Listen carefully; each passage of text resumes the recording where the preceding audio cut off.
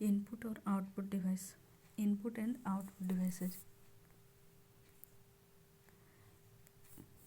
Input output device उपयोगकर्ता तथा computer के बीच संपर्क स्थापित करने का माध्यम है। कंप्यूटर केवल मशीनी भाषा बाइनरी डिजिट 0 या ऑन या ऑफ को समझ सकता है।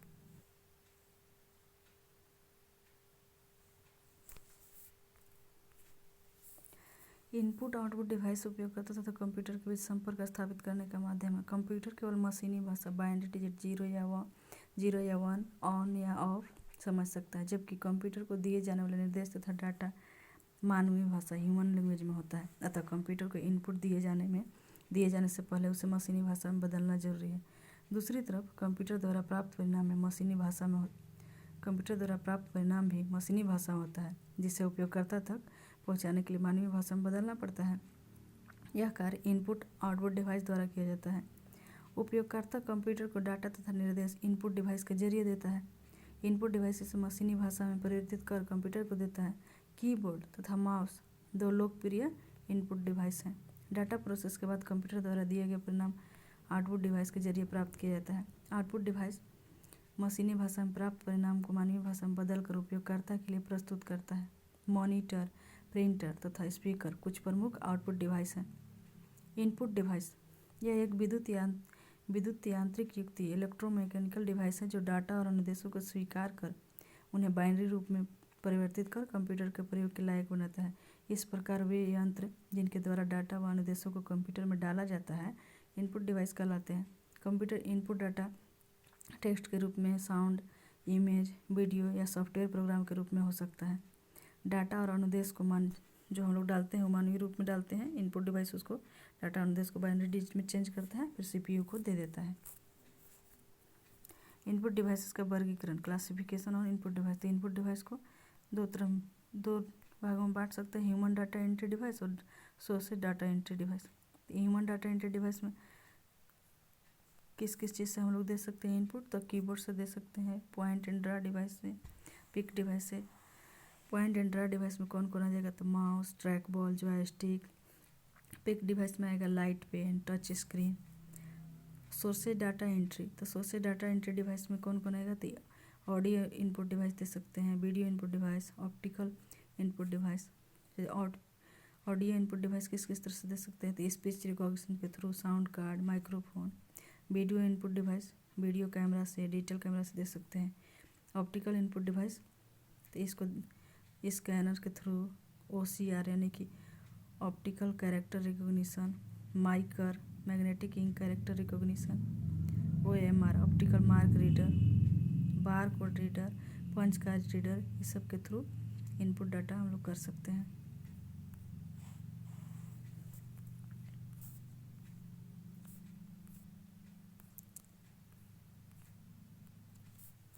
कुछ प्रमुख इनपुट डिवाइस कौन कौन है? तो keyboard, mouse, joystick, light pen, scanner, barcode reader, MICR जिसको मैग्नेटिक इंक कैरेक्टर रिकॉग्निशन कहते हैं, punch card reader, optical mark reader, optical character reader, digital camera, touch screen, mic, speech recognition system, optical character recognition, electronic card reader, ये सब input device हैं।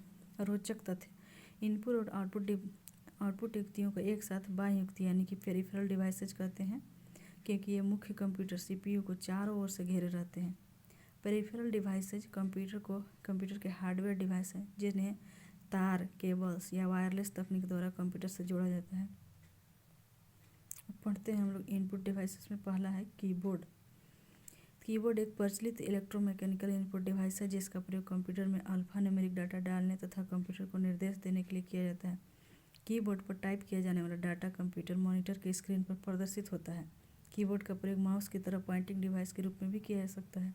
आजकल 104 button वाले QWERTY keyboard का प्रयोग प्रचलन में है। इसमें बटनों की व्यवस्था प्रचलित टाइपराइटर बटनों की तरह होती है, जिसमें अंग्रेजी के सभी अक्षरों को 3 पंक्तियों में व्यवस्थित किया गया होता है।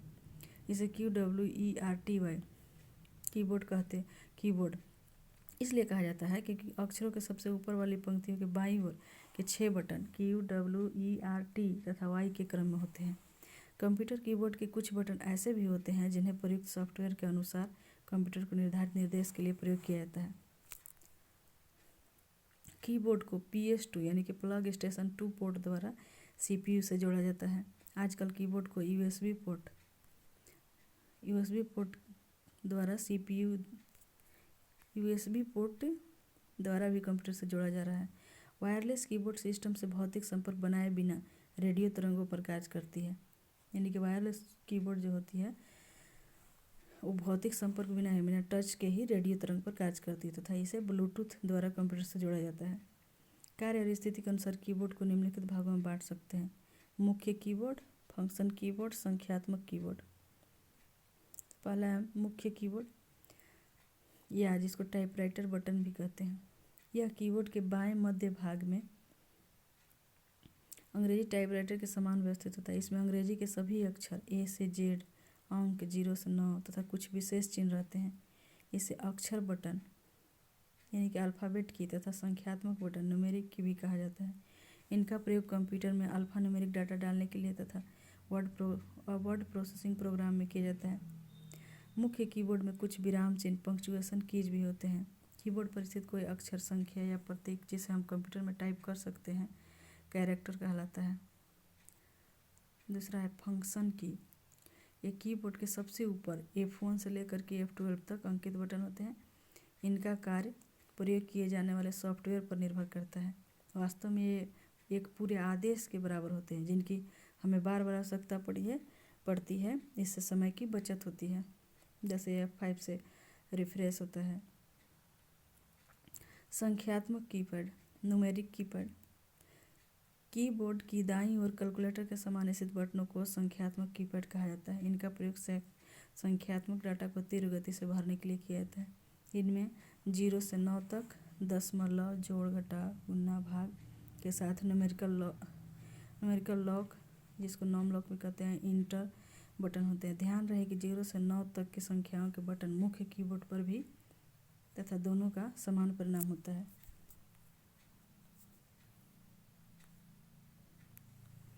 तो ये संख्यात्मक कीपैड जो दाहिने साइड होता है उसका फिगर दिया हुआ है।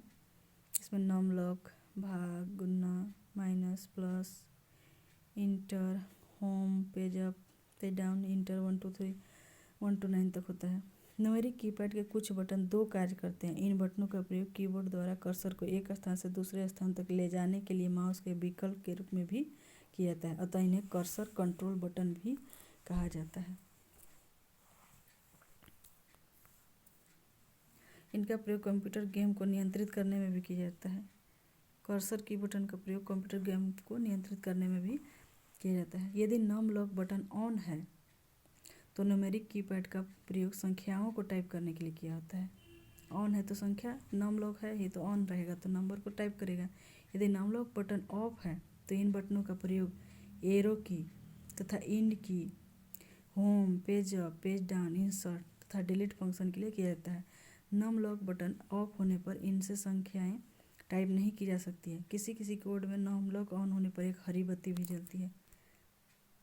जैसे इधर जो दिया हुआ है, अगर नम लॉक ऑन है तो 1 to 0 से लेकर 9 तक की संख्याएं काम करेंगी।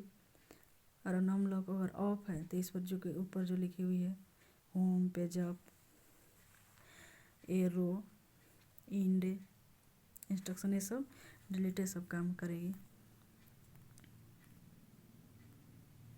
Cursor movement button. कीबोर्ड के दाएं निचले भाग में तीर के निशान वाले 4 बटन होते हैं जिनसे कर्सर को दाएं, बाएं, ऊपर तथा नीचे ले जाया जा सकता है। इन्हें दायां, बायां, ऊपर तथा नीचे एरो बटन यानी कि right, left, up and down arrow की भी कहते हैं। इन्हें एक बार दबाने पर कर्सर एक स्थान बाएं या दाएं या एक लाइन ऊपर या नीचे हो जाता है। इसे नेविगेशन की भी कहते हैं। तो नेविगेशन की के अंतर्गत आ जाएगा right, left, up and down arrow की। इसके ठीक ऊपर कर्सर कंट्रोल के लिए 4 बटन होते हैं जो इस प्रकार हैं। इसके बारे में बोल रहा है।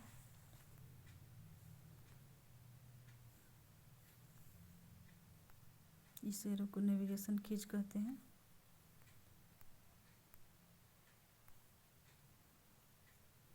अब इसके बारे में बोल रहा है insert, home, page down. Home, तो होम इससे हम कहाँ जाएंगे तो होम। कर्सर को लाइन के आरंभ में ले जाता है। होम तथा कंट्रोल बटन को एक साथ दबाने पर कर्सर वर्तमान पेज या डॉक्यूमेंट के आरंभ में चला जाता है। किसी वेब पेज को देखने के दौरान होम बटन दबाने पर कर्सर उस वेब पेज के प्रारंभ में पहुंच जाता है। इंड कर्सर को लाइन या पेज के अंत में ले जाता है। इंड तथा कंट्रोल बटन को एक साथ दबाने पर कर्सर वर्तमान पेज या डॉक्यूमेंट के अंत में चला जाता है। किसी वेब पेज को देखने के लिए इंड बटन दबाने पर कर्सर उस वेब पेज के अंत में पहुंच जाता है। पेज अप कर्सर को डॉक्यूमेंट के पिछले पेज में ले जाता है। पेज अप एक स्टेप ऊपर चलेगा यानी कि एक स्टेप पीछे चलेगा। पेज डाउन कर्सर को डॉक्यूमेंट के अगले पेज पर ले जाता है। मॉडिफायर बटन कंप्यूटर कीबोर्ड पर बना कोई बटन या बटनों का समूह जिसके प्रयोग से किसी अन्य बटन से होने वाले कार्य में परिवर्तन हो जाता है उसे मॉडिफायर बटन कहलाता है। मॉडिफायर बटन कहते हैं। मॉडिफायर बटन स्वयं कोई कार्य नहीं करता है परंतु दूसरे बटनों के कार्यों में बदलाव करता है। मॉडिफायर बटन का प्रयोग किसी अन्य बटन के साथ मिलकर किसी विशेष कार्य को संपादित करने के लिए किया जाता है, जैसे शिफ्ट, ऑल्ट, कंट्रोल तथा विंडो की मॉडिफायर की है। तो मॉडिफायर की कौन कौन है तो shift, alt, control, window keys. इनका प्रयोग कंप्यूटर सॉफ्टवेयर के अनुसार बदलता रहता है। सुविधा के लिए कीबोर्ड पर शिफ्ट, ऑल्ट, कंट्रोल तथा विंडो की को दो दो बटन बनाए जाते हैं जो मुख्य कीबोर्ड के दोनों छोरों पर स्थित होते हैं। क्या आप जानते हैं कंप्यूटर यूनिट के साथ मिलकर कीबोर्ड तथा मॉनिटर वीडियो डिस्प्ले टर्मिनल यानी कि VDT वीडियो डिस्प्ले टर्मिनल या मात्र टर्मिनल कहलाते हैं। तो कीबोर्ड और मॉनिटर मिलकर के टर्मिनल या वीडियो डिस्प्ले टर्मिनल कहलाते हैं। टर्मिनल का अर्थ है वह स्थान जहाँ संचार पथ का अंत यानी कि टर्मिनेट हो जाता है। स्पेशल पर्पस बटन की कंप्यूटर कीबोर्ड के कुछ बटन किसी खास उद्देश्य के लिए बनाए जाते हैं जिन्हें स्पेशल पर्पस बटन कहा जाता है। कुछ स्पेशल पर्पस बटन और उनके कार्य इस प्रकार हैं। Numeric lock button num lock की इसका प्रयोग संख्यात्मक बटनों के साथ किया जाता है। नम लॉक ऑन होने की स्थिति पर कीबोर्ड के ऊपर दाईं ओर एक हरी बत्ती जलती है तथा संख्यात्मक कीपैड के बटन के ऊपर लिखी संख्याएं टाइप करते हैं। नम लॉक ऑफ होने पर यह बटन नीचे लिखे कार्य संपन्न करते हैं। कैप्स लॉक बटन इसका प्रयोग अंग्रेजी वर्णमाला के छोटे अक्षरों स्मॉल लेटर या लोअर केस या बड़े अक्षरों कैपिटल लेटर्स या अपर केस में लिखने के लिए होता है। कैप्स लॉक बटन दबाने पर ऊपर दाईं ओर एक बत्ती जलती है तथा कीबोर्ड के संबंधित बटनों द्वारा वर्णमाला को बड़े अक्षरों में लिखा जाता है। कैप्स लॉक बटन दूसरी बार दबाने पर बत्ती बुझ जाती है तथा वर्णमाला के छोटे अक्षरों को टाइप किया जा सकता है। कैप्स लॉक या नम लॉक बटन को टॉगल बटन भी कहते हैं क्योंकि हर बार प्रेस करने पर इनका फंक्शन उल्टा यानी कि रिवर्स हो जाता है। शिफ्ट बटन इसे संयोजन बटन कॉम्बिनेशन की भी कहते हैं क्योंकि इसका उपयोग किसी और बटन के साथ किया जाता है। किसी बटन पर दो चिन्ह रहने पर शिफ्ट बटन के साथ उस बटन को दबाने पर ऊपर वाला चिन्ह टाइप होता है, उस बटन को अकेले दबाने पर नीचे लिखा चिन्ह होता है। अगर कैप्स लॉक बटन ऑन है तो शिफ्ट बटन के साथ वर्णमाला के बटन दबाने पर छोटे अक्षर टाइप होते हैं। अगर कैप्स लॉक बटन ऑफ है तो शिफ्ट बटन के साथ वर्णमाला के बटन दबाने पर बड़े अक्षर टाइप होते हैं। टैब की यह कर्सर को एक निश्चित दूरी जो रूलर द्वारा तय की जा सकती है तक कूदाते हुए ले जाने के लिए प्रयोग किया जाता है।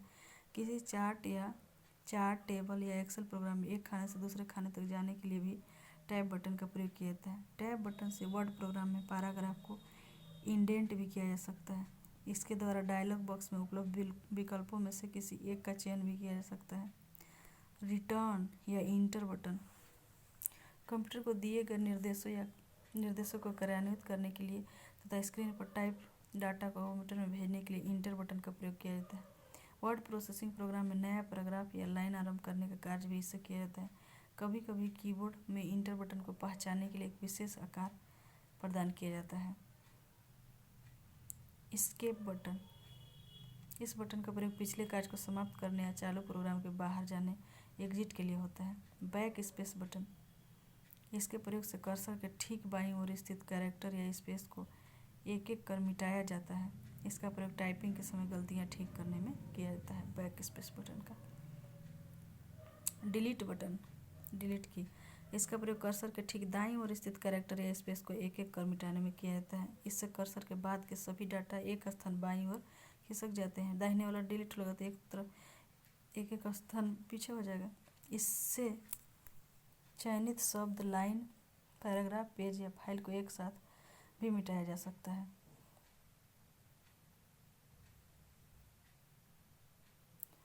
प्रिंट स्क्रीन बटन, इससे स्क्रीन पर जो कुछ भी दिख रहा है उसे प्रिंट किया जा सकता है। Print screen button computer screen का फोटो क्लिप बोर्ड में संग्रहित कर लेता है, जिसे बाद में किसी अन्य प्रोग्राम में पेस्ट या एडिट किया जा सकता है। स्क्रॉल लॉक बटन, इस बटन को दबाने से कंप्यूटर स्क्रीन पर आ रही सूचना एक स्थान पर रुक जाती है। सूचना को फिर से शुरू करने के लिए यही बटन दोबारा दबाना पड़ता है। पॉज बटन, इसका कार्य स्क्रॉल लॉक बटन जैसा ही है। किसी भी दूसरे बटन को दबाने पर सूचना पुनः आनी शुरू हो जाती है। इंसर्ट बटन, इसका प्रयोग पहले से संग्रहित डाटा ओवरराइट करने के लिए किया जाता है। इंसर्ट बटन दबाकर कोई टाइपिंग बटन दबाने पर कर्सर के ठीक बाद स्थित अंक या अक्षर मिट जाता है तथा उसके स्थान पर नया टेक्स्ट टाइप हो जाता है। Control alt delete, control alt delete, इन तीनों बटनों को एक साथ दबाने पर कंप्यूटर में चल रहे प्रोग्राम बंद हो जाते हैं तथा कंप्यूटर फिर से स्वयं शुरू वाली अवस्था में पहुंच जाता है। ऐसा अक्सर तब किया जाता है जब कंप्यूटर हैंग हो जाता है, अर्थात किसी अन्य बटन के आदेश का पालन नहीं करता। इन बटनों का प्रयोग कंप्यूटर को रीस्टार्ट करने के लिए किया जाता है, इसे रीसेट भी कहते हैं। स्टिक बटन वे महत्वपूर्ण स्टिक बटन वे उपयोगकर्ता जो दो या अधिक बटनों को एक साथ दबाने में असुविधा महसूस करते हैं, उनकी सुविधा के लिए एक स्टिक बटन का प्रयोग किया जाता है। इसमें उपयोगकर्ता मॉडिफायर की यानी कि कंट्रोल, शिफ्ट, ऑल्ट या विंडोज की को लगातार 2 बार दबाकर तक सक्रिय रख सकता है जब तक दूसरा बटन न दबा दिया जाए। स्टिक की सुविधा को चालू करने के लिए शिफ्ट बटन को 5 बार लगातार दबाते हैं। इसे बंद करने के लिए दोनों शिफ्ट बटन एक साथ दबाते हैं। स्पेस बार, यह कीबोर्ड में सबसे निचली पंक्ति के बीच में स्थित सबसे लंबा बटन है। सामान्यतः इसका प्रयोग टाइप करते समय अक्षरों तथा अंकों के बीच खाली स्थान स्पेस डालने तथा कर्सर को एक स्थान दाईं ओर खिसकाने के लिए किया जाता है। इसे इतना लंबा इसलिए बनाया जाता है ताकि दोनों हाथों से टाइप करते समय किसी भी हाथ के अंगूठे से इसका प्रयोग किया जा सके। मॉडिफायर की के साथ इसका प्रयोग सॉफ्टवेयर के अनुसार अन्य कार्य के लिए भी किया जाता है। वीडियो गेम में भी इसे एक मुख्य बटन के रूप में प्रयोग किया जाता है।